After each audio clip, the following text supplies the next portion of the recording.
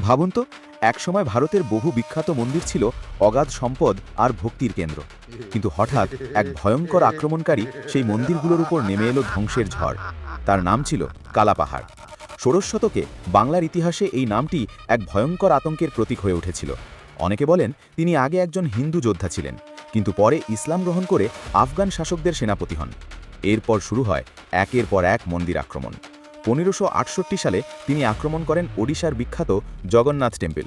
ইতিহাস বলে সেই আক্রমণে মন্দিরের অনেক অংশ ধ্বংস হয় এবং ভক্তদের মনে ছড়িয়ে পড়ে গভীর আতঙ্ক।